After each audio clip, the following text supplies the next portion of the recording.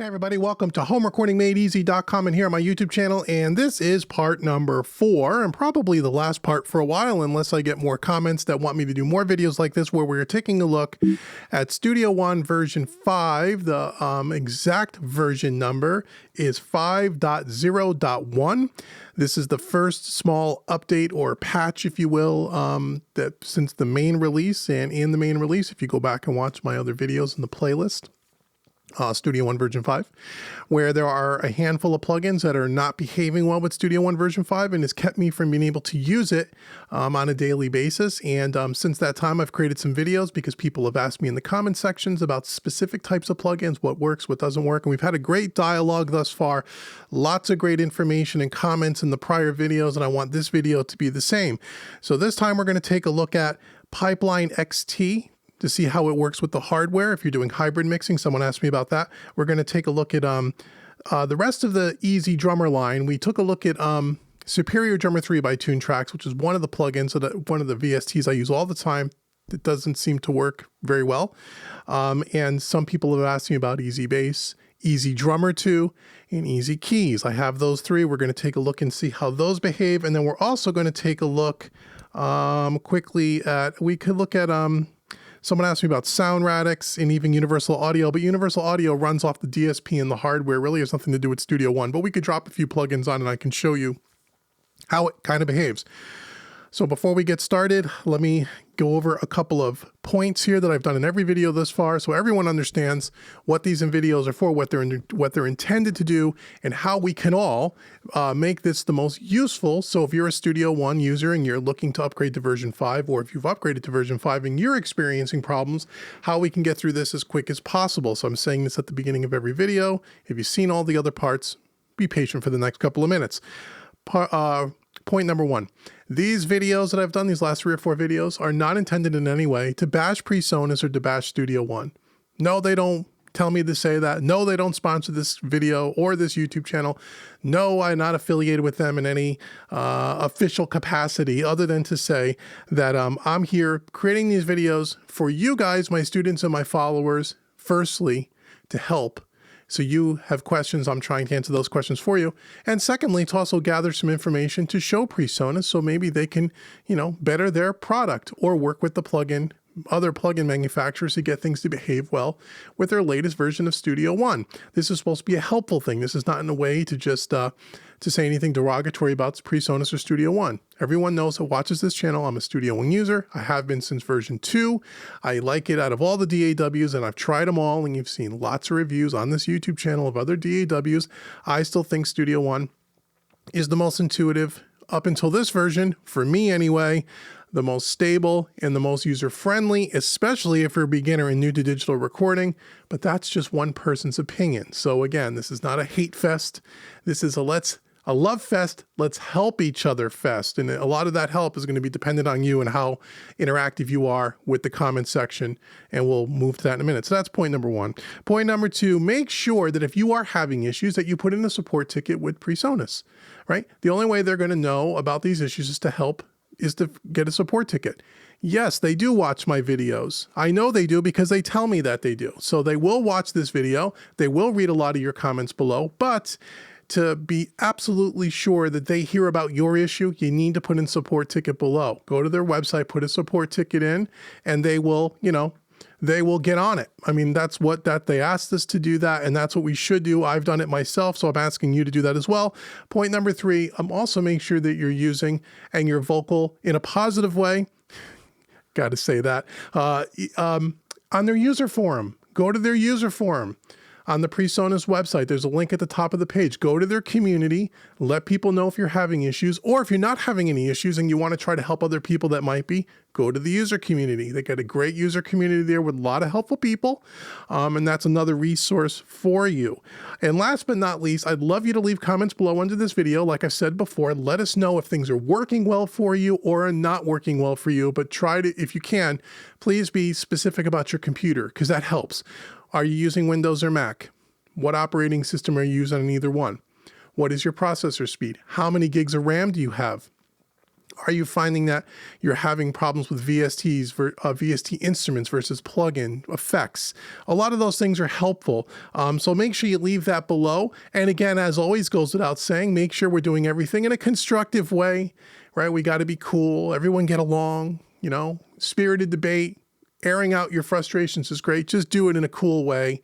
Don't be nasty. Don't be vulgar, because those comments will get deleted. Remember, PreSonus does read the comments. They do watch these videos. They are here to help. So if you are voicing your frustration in a positive way or voicing your concern in a positive way, they will read it. But I'm not going to leave comments up there if people are just going to be nasty. You know, so enough of that. Okay, so now that we got all that done, let's jump here in Studio One. Okay, so again, we're running Studio One 5.0.1. We'll start with my computer specs. We do this in every video.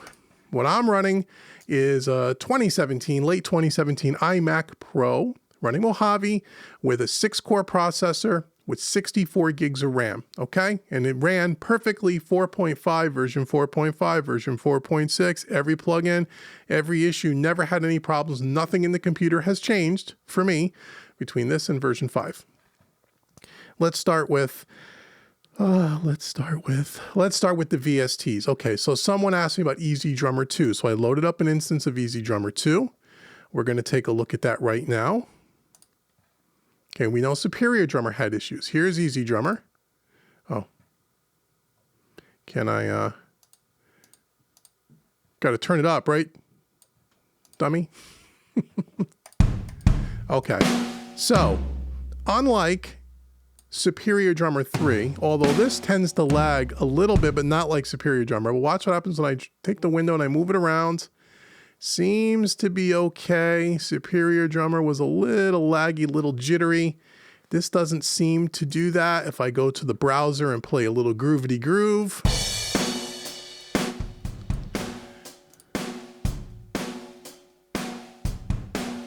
Okay, I will say, look at the kick beater. How there's a little bit of a delay. Look at the meters down here on the track in Studio One. See how it's a little hesitant? And now I can see that it's jittery, kind of dragging. This is what Superior did. Now that doesn't mean that, oops, that doesn't mean that it's not a usable thing. I'm just showing you how it's reacting. With Superior Drummer, it would eventually crash Studio One. We're not going to stick around here long enough in this video, but now when I stop playing it, it's fine. Okay? Now, unlike SSD5, which we saw in the last video, let me show you this. Let me just solo this up and mute this, just so you can see the difference between two different drum programs. This is perfectly no latency at all. You can see the meter. Now, if I play a groove in this one, let's do a 4-bar groove here, just because we can. Can we? Well, let's do something that has a kick snare, for Christ's. Okay, you can see the meter here. Perfect. You can look at the kick drum there. You can always tell by looking at the kick beater. Now again, is that, does that mean that EZDrummer is not usable? Not necessarily. I'm just showing you the difference. The window moves nice and freely, no jittering.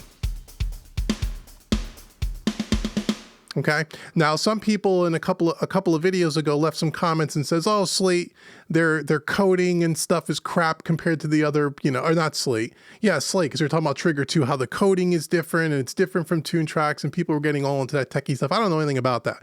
I'm just showing you the difference between SSD5 and Superior Drummer. Well, in this case, EZDrummer. EZDrummer seems usable, but I'm just showing you what I'm experiencing here. Okay.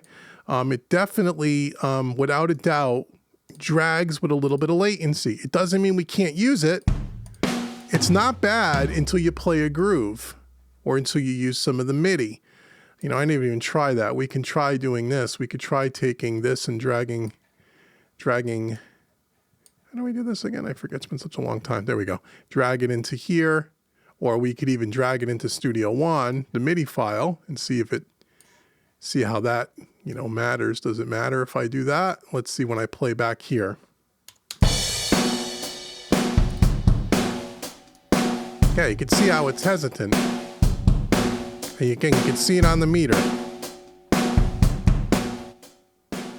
Okay, you can see it on the meter. Again, I don't know why.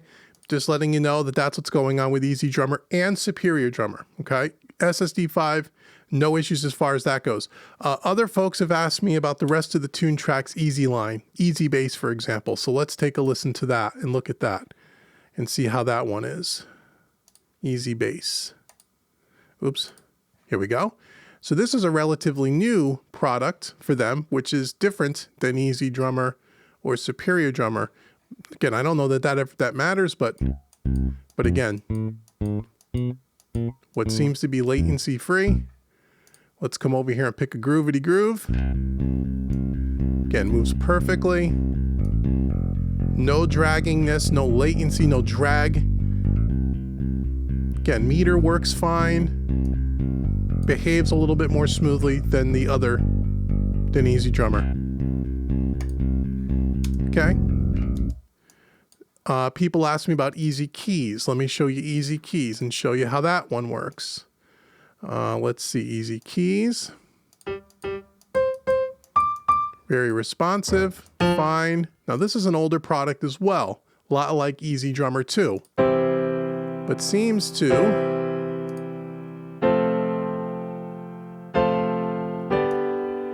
again, no hesitation, no lagginess. Lagginess, is that a word? Okay, so what's going on here? Stop.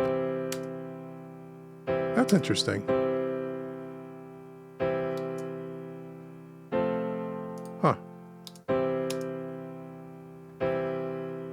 Can't seem to get that to stop playing. Okay. All right. That's our easy lines. They seem to be fine, except, you know, a little bit with Easy Drummer. Next plugin I want to show you, someone asked me about was, Pipeline XT for using hardware.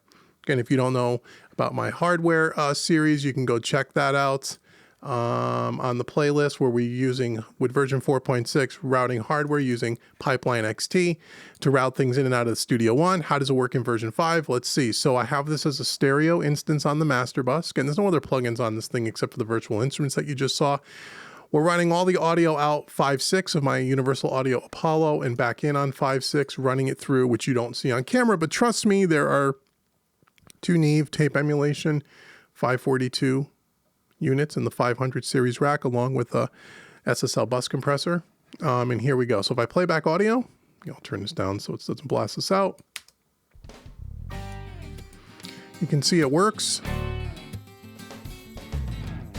I can assure you by looking at my hardware, the audio is running in and out. Okay, no lagginess, works fine. Which I would expect from a Studio One plugin, a native plugin, but just so you know that works good.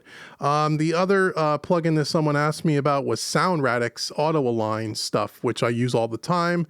I believe that works okay, but let's just check that out. We'll put that in a bunch of drums and just see. Auto Align, how does that work? We'll put a few instances on of this. If we were going to be doing phase correction on drums, which would be common. You know, no issues with this from what I can tell. Nope, seems to be working okay. Okay, and then the last thing that people asked me about was universal audio plugins, which again, it will work because the universal audio plugins don't run off the internal CPU, they run off of the DSP. But I suppose if Studio One was not going to behave with it, it may show up, but let's try it. So I'll take, let's just take a universal audio channel strip, the API channel strip. We'll put that on 10 tracks. Let's see how it loads up. Oh, I always forget to highlight. That's one of the other things. Again, I might just be misclicking, but let me just say I must be doing this wrong. Okay, there we go. So all of our Vision channel strips. Passing audio. No problems. We'll try a couple of others just so people can see that. We can try the Fairchild compressor. I'm just grabbing them randomly.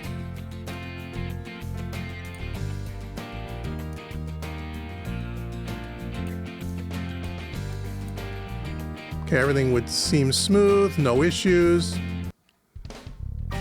Okay, let's try one more. I don't know. Could grab. I don't know. Tape machine. Let's try a bunch of tape machines. Bunch of multi-track tape machines, just because we can. Let's try that as well. I don't suspect this will be an issue, but we will check. Nope, seems to behave okay. It's not lagging.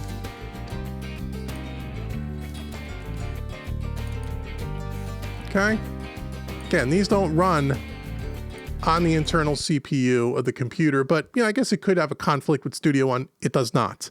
Okay, so those are Universal Audio, Sound Radix. We did all the easy drummer lines. That's pretty much it. And we did Pipeline. So there you go. So those are some more plugins that you've all asked me about specifically in the comments of the prior videos, and I wanted to show them to you here. So what I've kind of found, because I think this will be the last video, again, unless the comments keep coming in and you're asking me more questions, I will come back on here and try to do some more testing for you if that's what you want me to do. So there's 4 plugins that tend to be an issue from what I've seen so far for me. Slate Trigger 2, which I use in every single mix that I do, almost. Sample replacement, it's essential for me. Superior Drummer 3 is another one I use an awful lot, and that seems to be a little bit of an issue. It's usable, but it seems to hang up. Could I use SSD 5 instead? If I was creating drum parts, I could. The thing I like about Superior Drummer 3, it's got the audio tracker. It's got more tools in it that I would use not for mixing necessarily, but for song creation. So I would really like that to work. Although I like SSD 5 by Slate Digital as well. Sonar, and I'll show you that here again. I've showed you this before, but Sonar works. Their room correction or their headphone plugin doesn't work well. Tends to be a problem. And again, let me just show this to you. I'll show you what the issue is. Here, I'll put it on the master bus. Okay, let me show you what the issue is when I move the window. See how it delays and it drags? And when audio plays back, everything kind of holds up. Okay, now I'm using headphones. This is for when I'm using my studio monitors, but this is a crucial plugin for me. Whether I'm mixing in headphones and I use the headphone plugin, or whether I'm mixing in the room and I'm using my studio monitors, I want my room correction on. I need that. Works perfectly in version 4.6. Now I'm going to show you, look at the meters in Studio One. Look how everything is hesitant. So now this is a SonarWorks issue. I'm not saying this is a Studio One issue, but what I'm saying is that if I can't use this while I'm mixing, I can't use Studio One version 5. So it doesn't matter to me who's the problem, even when I go to close it. Uh-oh, we crashed. There you go. All right, there you go. So again, that's not necessarily, let's wait for the crash report to come up. It's not necessarily a Studio One issue. It's their plugin doesn't work with Studio One. Now you know what else could have happened to, did we lose recording? I hope not. The other issue, let me just think this through. Again, I don't know why SonarWorks would work perfectly in version 4.5 and 4.6 and in version 4, but not in version 5. Some people say, well, it's not Studio One. I'm reloading this again. It's not Studio One, it's the plugin. I'm like, okay, but what's different in Studio One that causes the plugin to work in one version but not the other? That would tell me something in Studio One 5 is different. Obviously it's different. It's a new version, right? There's got to be something under the hood that's causing that issue, right? And that would only make sense. So that's an issue there for me. So again, we have Trigger, SonarWorks. I can't use Studio One 5 without those 2 plugins. I use them all the time. Superior Drummer was the other one. Was there one other one? Sound Toys was giving me some problems, but that seems to be fixed now. Maybe when they did the .1 update. In version 5, before .1, that was an issue, but doesn't seem to be an issue now. So it's really what I have seen so far. 3 plugins, 2 of which I use in almost all the time. Superior Drummer, not all the time. I could use SSD 5, but anyway, those are the things. So for me, I'm still really not able to use version 5 the way I want because those are crucial plugins. Are there others? I don't know. If you guys leave comments below and let me know, I will go ahead and I will test them for you if I have them. We've looked at a lot of plugins. Everything else seems to be running okay, but those 3 do not. So I hope you found this video helpful. Once again, let me know below what problems are you experiencing, if any. If you're not experiencing any issues, whether you're on a Mac or a PC, let us know that too. That would be very helpful. Again, go to the PreSonus website, put a support ticket in if you are having an issue. Utilize the forums as well. And if you want me to do some more testing, let me know. I'll do some more testing. Also, remember that you can run version 4.5 or 4.6 or any old version along with 5 on your computer simultaneously. You don't have to have one or the other. I don't have both. I have both. So use your old sessions. You can run the old versions. Just keep in mind that if you open up a session, an older session in version 5, and you save it, if you don't make a duplicate copy prior to that saving, you will not be able to go back and take a session that you had in version 5 and open it in version 4.5 or 4.6. That you need to be aware of. Other than that, you can have them both on there, and hopefully between the plugin manufacturers and PreSonus, they'll get this dialed out so I can use version 5 because, you know, yeah, it's not the end of the world, but hey, I paid $150 to upgrade it and I can't use it. So I'm a little teed off about that, as I'm sure a lot of you are. Or if you're looking to upgrade and you haven't pulled the trigger yet, maybe you wait a few months and then do the upgrade. Maybe a lot of these things will be worked out. I don't know. So anyway, let me know below what you think. I will see you in the next video. Thanks everybody for your time and take care.